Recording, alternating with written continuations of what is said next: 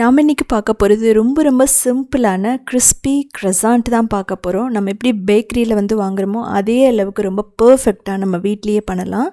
இதுக்கு தேவையான பொருட்கள் கொடுத்துருக்கேன், நீங்கள் பார்த்துக்கலாம். ரொம்ப கிறிஸ்பியாக இருக்கும் அந்த சத்தத்தை.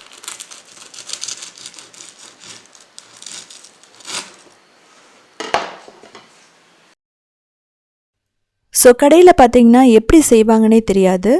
மாவு எந்த அளவுக்கு மிக்ஸ் பண்ணுவாங்க, எந்த அளவுக்கு ஹைஜீனிக்காக இருப்பாங்கன்னு சொல்லிட்டு. ஸோ நம்ம வீட்லேயே செய்யும்போது பார்த்திங்கன்னா நமக்கு ஒரு மன நிம்மதி இருக்கும், திருப்தி இருக்கும். ஸோ நம்ம நாமளும் செய்யலாம் அப்படின்னு சொல்லிட்டு. ஸோ அதுக்காக ஈஸியான மெத்தடில் நான் சொல்கிறேன். இதுக்கு நல்ல வார்மான வாட்டர் போட்டுட்டு சுகர் 2 டேபிள் ஸ்பூன் போட்டுக்கலாம். இன்ஸ்டன்ட் ட்ரை ஈஸ்ட் 1.5 டீஸ்பூன் போட்டுக்கலாம். முதல்ல நல்லா மிக்ஸ் பண்ணிக்கலாம். மிக்ஸ் பண்ணதுக்கப்புறமா நம்ம என்ன பண்ணலாம் அப்படின்னா 5லேருந்து 8 நிமிஷம் அப்படியே வச்சிடலாம். ஸோ நல்லா ரைஸ் ஆனதுக்கப்புறம் இது வார்மான மில்க் 2 கப் மைதா போட்டுக்கலாம். நான் கோதுமையில் எப்படி பண்ணுறதுன்னு கூடிய சீக்கிரமாக வீடியோ போடுறேன். கொஞ்சம் சால்ட் போட்டுட்டு சுகர் போட்டுக்கலாம். போட்டு நல்லா மிக்ஸ் பண்ணிவிட்டு நம்ம ஒரு சாஃப்டான டோ மாதிரி கொண்டு வரணும். அப்போவுமே நீங்கள் லூக்வார்ம் வாட்டர் ஊற்றிட்டு நீங்கள் மிக்ஸ் பண்ணிங்க அப்படின்னா, இன்கேஸ் குளிர் காலமாக இருந்துச்சு அப்படின்னா இந்த டோ சீக்கிரமாக ரைஸ் ஆகிடும். ஸோ அதுக்காக தான் நான் ஊற்றுறேன். ரொம்ப கொதிக்கிற தண்ணி ஊற்றிடாதீங்க, ஸோ மாவு நல்லா இருக்காது. ஸோ அதுக்கப்புறம் ஒரே ஒரு கியூப் பட்டர் மட்டும் போட்டுக்கலாம். ஸோ பட்டர் போட்டு நல்லா மிக்ஸ் பண்ணும்போது என்ன ஆகும் அப்படின்னா அந்த டோ சாஃப்ட் ஆகும். ஸோ இது எந்த மாதிரி இருக்கணும் அப்படின்னா உங்களுக்கு நல்லா எலாஸ்டிக் மாதிரி வரணும், நல்லா சாஃப்டாக சப்பாத்தி மாவு மாதிரி இருக்கணும். ஸோ அப்படி இருக்கும்போது தான் இது நல்லா ரைஸ் ஆகும். ஸோ இப்போ பாருங்கள், இந்த மாதிரி நம்ம டோ ரெடி பண்ணிவிட்டோம். இதுக்கு என்ன ஒரு 5 நிமிஷம் தான் ஆகும். இதுக்கப்புறம் ஒரே ஒரு டேபிள் ஸ்பூன் ஆயில், அது ஒட்டாமல் வர்றதுக்காக. ஈஸ்ட் ரைஸ் ஆகும்போது ஒட்டிக்கும் அந்த பாத்திரத்தில். மூடி 1 மணி நேரம் வார்ம் பிளேஸில் வச்சிடலாம். 1 ஹவருக்கு அப்புறம் நம்ம எடுத்து பார்க்கும்போது நல்லா உப்பி இருக்குது. இதே போதுமானது. ஸோ நல்லா 1 நிமிஷம் மட்டும் மிக்ஸ் பண்ணுங்கள். ஸோ ரொம்ப மிக்ஸ் பண்ணிடாதீங்க, ஏன்னா அதில் ஏர் பபிள்ஸ் இருக்கணும். அப்போ தான் என்ன ஆகும் அப்படின்னா அந்த croissant லேயர்ஸ் நல்லா நிறைய வரும். ஸோ பாருங்கள், இந்த அளவுக்கு வந்தாச்சு. ஸோ வந்ததுக்கப்புறமா நம்ம ஒரு ஷீட்டில் எடுத்து வைக்க போகிறோம், கையில் ஒட்டாமல் பர்ஃபெக்டாக. இப்போ நல்ல ஒரு ஷைனிங்கான பால் மாதிரி நம்ம பண்ணணும், கிராக்கெல்லாம் இருக்காமல். அப்போ தான் ஈக்குவல் சைஸ் பால்ஸாக பண்ண முடியும். இதெல்லாமே பார்த்திங்கன்னா ஈஸியான மெத்தட் தான். உங்களுக்கு ஒட்டுற மாதிரி இருந்ததுன்னா அந்த நைஃப்பில் கத்தியில் கொஞ்சம் மாவு தடவிட்டு பண்ணிங்கன்னா ஒட்டாமல் வந்துடும். அதாவது மாவோ இல்லை ஆயிலோ தடவிட்டு பண்ணும்போது இது மாதிரி கட் பண்ணும்போது ஈஸியாக வந்துடும். இது மொத்தமாக ஒரு 8 பார்ட்டாக டிவைட் பண்ணுறோம். டிவைட் பண்ணதுக்கப்புறமா என்ன பண்ணுறோம் அப்படின்னா ஒவ்வொரு அந்த டிவைட் பண்ண போர்ஷன்ஸுமே ஒவ்வொரு பால்ஸாக நம்ம பண்ணுறோம். அது ரொம்ப நேரம் எடுக்காது. நீங்கள் கையில் எடுத்தோன்னா அப்படியே அந்த ஷீட் மேலே தேய்ச்சிங்க அப்படின்னா அதே ஆட்டோமேட்டிக்காக ரவுண்டாக வந்துடும். இதுக்கு ரொம்ப டைம் எடுத்துக்காது. ஸோ உங்களுக்கு பார்க்குறதுக்கு அந்த ரைஸ் ஆகிற டைம் எல்லாமே உங்களுக்கு அதிகமாக இருக்கிற மாதிரி இருக்கும், உங்களுக்கு தோணும். பட் ஆனால் சிம்பிள் ப்ரொசீஜர் தான் செஞ்சீங்க அப்படின்னா. ஸோ பாருங்கள், நமக்கு கரெக்டாக 8 பால் வந்துருச்சு. இதுக்கப்புறம் நம்ம மாவு தூவிட்டு என்ன பண்ணணுன்னா ஒரு 17லேருந்து 20 சென்டிமீட்டர் ஒரு நல்ல சர்க்கிளாக நம்ம பண்ணிக்கலாம். உங்களுக்கு எந்த அளவுக்கு வருதோ அந்த அளவுக்கு பண்ணிக்கோங்க. தின்னாக இருக்கக்கூடாது, இது நல்லா திக்காக இருக்கணும். ஸோ பாருங்கள், ஆனால் ஒரிஜினலாக எப்படி பண்ணுவாங்கன்னா ஒரு பெரிய ஷீட் மாதிரி பண்ணிவிட்டு, அதாவது இந்த டோ எல்லாத்தையும் 2 பார்ட்டாக பிரிச்சுட்டு அதுக்கப்புறம் ஒரு நிறையா பெரிய கட்டி அளவுக்கு என்ன பண்ணுவாங்கன்னா பட்டர் அப்படியே வச்சு தேய்ச்சிட்டு திரும்ப உள்ள எடுத்து வைப்பாங்க. திரும்ப 20 மினிட்ஸ்க்கு அப்புறம் வெளியே எடுத்து திரும்ப அதை பண்ணிக்கிட்டே இருக்கணும்.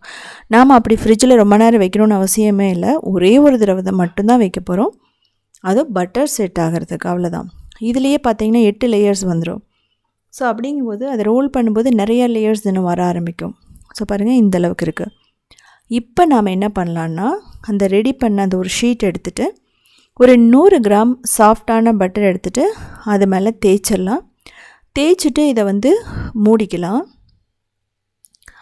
அதுக்கப்புறம் ஒவ்வொன்றையுமே ஒவ்வொரு லேயர்ஸ்க்குமே அந்த பட்டரை நீங்கள் கையில் தொட்டு அப்படியே நீங்கள் என்ன பண்ணணும் அப்படின்னா அது மேலே தடவிடணும். இதில் பார்த்திங்கன்னா சர்க்கிள் எல்லாம் ஈவனாக இருக்கணும் அப்படியெல்லாம் ஒன்றும் அவசியமே இல்லை, நீங்கள் பயப்பட வேணாம். ஸோ இதே மாதிரி தடவிட்டே வாங்க. 100 கிராம் பட்டருக்கு உள்ளே தான் நமக்கு வரும். அது நீங்கள் சாஃப்டான பட்டர் எடுத்துட்டால் தேய்க்கிறதுக்கு ஈஸியாக இருக்கும். ஸோ ஏன் வந்து இதுக்கப்புறம் ஃப்ரிட்ஜில் வைக்கணும்னா, இப்படியே தேய்க்கும்போது நம்ம பேக் பண்ணும்போது லேயர்ஸ் வந்து அப்படியே மெல்ட் ஆகும். ஸோ லேயர்ஸ் வராது. அதுக்காக நம்ம இதெல்லாம் வந்து ஒவ்வொரு லேயர்ஸாக வந்து பட்டர் தேய்ச்சதுக்கப்புறமா நம்ம வந்து ஃப்ரிட்ஜில் வச்சு செட் ஆக விடணும். ஸோ பாருங்கள், எல்லாமே ரெடி பண்ணிட்டோம். மேலே லேயர்ஸ்க்கும் நம்ம பட்டர் வைக்கிறது நல்லது கூட. இப்போ மாவு தூணை ஒரு பிளேட்டில் வச்சுட்டு இதை ஒரு கவர் போட்டு க்ளோஸ் பண்ணிடணும். க்ளோஸ் பண்ணிவிட்டு என்ன பண்ணணுன்னா, ஃப்ரிட்ஜில் ஒரு 30 minutes, ஃப்ரீசரில் வைக்காதீங்க, ஃப்ரிட்ஜில் வச்சுருங்க. ஸோ பாருங்கள், பர்ஃபெக்டாக ரெடி ஆகிடுச்சு.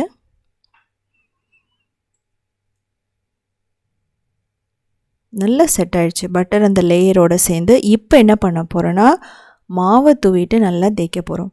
இந்த பட்டர் செட்டாக இருந்ததுன்னா நீங்கள் கடைசி தேய்க்கிற வரைக்குமே அந்த பட்டர் மெல்ட் ஆகாது. ஸோ பாருங்கள், நல்ல ஒரு பெரிய சர்க்கிளாக இருக்கணும். ஒரு 30 சென்டிமீட்டருக்கு மேலே இருந்தாலும் ஓகே, நோ ப்ராப்ளம். ரொம்ப தின்னாக தேய்க்க வேணாம், ஓரளவுக்கு நல்லா திக்காக இருக்கணும். ஸோ அந்த அளவுக்கு உங்களுக்கு தேய்ச்சா போதும். இது பார்த்தீங்கன்னா ஒரு வாரம் வரைக்குமே நம்ம வச்சுட்டு சாப்பிட்லாம். நம்ம பேக் பண்ணிட்டோன்னா அதுக்கப்புறம் நம்ம வந்து என்ன பண்ணலான்னா, ஒவ்வொரு தடவை பண்ணும்போதும் நம்ம வந்து ஒரு 5 minutes பேக் பண்ணதுக்கப்புறம் சாப்பிட்டுக்கலாம். இப்போது நல்ல ட்ரையாங்கிள் ஷேப்பில் நம்ம கட் பண்ணிக்கலாம். ஸோ இதுதான் வந்து இந்த ஷேப்போட பேஸ்ன்னு சொல்லலாம். இவ்வளோ தான். பார்த்தீங்கன்னா பட்டர் உங்களுக்கு தெரியும் நல்லாவே. இதுக்கப்புறம் நம்ம ஒரு croissants ஷேப்பில் நம்ம இதை வந்து நல்லா ஷேப் பண்ணிக்குவோம். ஸோ பாருங்கள், ஒவ்வொரு இடத்துலையும் நம்ம கட் பண்ணிட்டோம் அப்படின்னா ஈஸியாக அந்த ஷேப் பண்ணுறதுக்கு யூஸ்ஃபுல்லாக இருக்கும். இதுலேயே நீங்கள் கொஞ்சம் கொஞ்சம் சாக்லேட் சிப்ஸை வச்சுட்டிங்கன்னா இது வந்து பார்த்திங்கன்னா ஒரு நல்ல ஒரு டேஸ்ட்டை கொடுக்கும். இல்லை நீங்கள் உருளைக்கிழங்கு மசாலா வச்சுருந்தீங்கன்னா நோ ப்ராப்ளம், இதில் வச்சுட்டிங்க அப்படின்னா அப்படியே பேக் பண்ணி சமோசா மாதிரி சாப்பிட்லாம். அந்தளவுக்கு, அதாவது சமோசா இல்லை, இதை வந்து என்ன சொல்ல அப்படின்னா பப்ஸ் மாதிரி சாப்பிட்லாம். ஸோ அதுவும் கூடிய சீக்கிரமாக வந்து வீடியோ போடுறேன். எல்லாமே இந்த மெத்தட் தான். என்னென்னா அதுக்கெல்லாம் சுகர் நம்ம ஆட் பண்ண மாட்டோம், அவ்வளோதான். அந்த ஒரு வித்தியாசம்தான். நீங்கள் எக் பப்ஸாக இருக்கட்டும், வெஜிடபிள் பப்ஸாக இருக்கட்டும், இதே மெத்தட் தான். பட் ஷேப் வந்து மாறும். இந்த ஷேப்பில் நீங்கள் வந்து எல்லாத்தையும் பண்ணிக்கலாம். இப்போ குட்டியாக இருக்கிற மாதிரி இருக்கும். நான் வந்து இதை என்ன பண்ண போகிறேன்னா, பேக்கிங் ட்ரேயில் வச்சுட்டு திரும்ப வந்து நான் ஃப்ரிட்ஜில் வைக்க போகிறேன். இது எதுக்காக அப்படின்னா, அந்த பட்டர் வந்து பேக் பண்ணுறதுக்குள்ளே மெல்ட் ஆகாமல் இருக்கணும். இன்னொரு விஷயம் என்ன அப்படின்னா, இது இன்னும் கொஞ்சம் ரைஸ் ஆகணும். ஸோ 30 minutes வச்சிட்டோன்னா நல்லா இன்னும் கொஞ்சம் ரைஸ் ஆகிடும். பாருங்கள் எவ்வளோ வந்திருக்கும், 2 கப்பு மாவுக்கு இவ்வளோ வந்துடுச்சு. இப்போ இது மாதிரி மூடிட்டு திரும்ப 30 minutes ஃப்ரிட்ஜில் வச்சுருங்க. ஸோ ஃப்ரிட்ஜில் வச்சு எடுத்துட்டோம். ஸோ பாருங்கள், நல்லா அதை விட கொஞ்சம் ரைஸ் ஆகிருக்கு. ரொம்ப ஓவராக ரைஸ் ஆகணும்னு அவசியம் இல்லை. உங்களுக்கு அப்படி தேவைப்பட்டாலும் நீங்கள் பண்ணிக்கலாம். இதை வந்து மேலே வந்து மில்க் தடவிட்டு பேக் பண்ண போகிறோம். அதாவது ஓடிஜியில் இல்லைனா அவன்லேயோ 10 minutes வந்து முதல்ல ப்ரீஹீட் பண்ணிக்கணும். 180, அதாவது 250 டிகிரியில். பேக் பண்ணுறது பார்த்திங்கன்னா 45 minutes வந்து 180 டிகிரியில் பேக் பண்ண போகிறோம். ப்ரெஷர் குக்கர்னால் 10 minutes, மீடியம் ஃப்ளேமில் பண்ணிவிட்டு 45 minutes நீங்கள் வந்து பேக் பண்ணணும் அதுலேயும். ஸோ பாருங்கள், நான் ஓடிஜியில் வச்சுருக்கேன். ஸோ அதுக்கும் சேம், அவனுக்கும் சேம் மெத்தடு தான். நீங்கள் 45 minutes 180 டிகிரியில் பேக் பண்ணுங்கள். கொஞ்சம் ப்ரௌன் ஆகாத மாதிரி இருந்து உங்களுக்கு தோணுச்சுன்னா எக்ஸ்ட்ரா 5 minutes வந்து திரும்ப பேக் பண்ணிங்கன்னா பர்ஃபெக்டான கிறிஸ்பியான நமக்கு croissant ரெடி ஆகிடும். நீங்கள் வந்து குக்கர்லேயும் பண்ணலாம், கடாயிலையும் பண்ணலாம். முதல்ல வந்து 10 minutes வந்து மீடியம் ஃப்ளேமில் ப்ரீஹீட் பண்ணதுக்கப்புறமா இதை வச்சதுக்கப்புறமா 45 minutes லோ மீடியம் ஃப்ளேமில் வச்சிங்கன்னா இதே மாதிரி பர்ஃபெக்டாக ரெடி ஆகிடும். அதையும் நான் கூடிய சீக்கிரமாக வீடியோ போடுறேன். உங்களுக்கு அவனும் ஓடிஜியோ இல்லைன்னு கவலைப்பட வேணாம். நீங்கள் வந்து அதில் செஞ்சு பார்த்துட்டு உங்களுக்கு என்ன டவுட்ஸ் இருக்கோ எனக்கு கமெண்ட் பண்ணுங்கள். நான் வந்து எப்படி வந்து செய்யலான்னு சொல்கிறேன். ஸோ பாருங்கள், பர்ஃபெக்டாக ரெடி ஆகிடுச்சு. இதில் ஜாம் வந்து வச்சு சாப்பிட்லாம், க்ரீம் வச்சு சாப்பிட்லாம், ரொம்ப பர்ஃபெக்டாக இருக்கும். இல்லை அப்படின்னா வந்து சாக்லேட் சாஸ் வந்து வச்சு சாப்பிட்லாம். ஸோ பாருங்கள் எப்படி இருக்குன்னு காட்டுறேன். இல்லைன்னா உருளைக்கிழங்கு இதை கட் பண்ணிவிட்டு உருளைக்கிழங்கு மசாலா வச்சு சாப்பிட்லாம். ஸோ நீங்கள் எந்த மாதிரி வச்சு சாப்பிட்டாலும் சாப்பிட்லாம். 1 week வரைக்கும் வச்சுருக்கலாம். வச்சுருக்கும் போது நீங்கள் திரும்ப யூஸ் பண்ணும்போது பட்டர் எல்லாம் வந்து அந்த லேயர்ஸ் எல்லாம் கொஞ்சம் சாஃப்டான மாதிரி இருக்கும். அதுக்கு 5 நிமிஷம் நீங்கள் பேக் பண்ண போகிறீங்க. இதில் வேணாலும் கடாயிலோ, ப்ரெஷர் குக்கர்லையோ, அவன்லையோ, ஓடிஜிலையோ. ஸோ செஞ்சு பார்த்துட்டு கமெண்ட் பண்ணுங்கள்.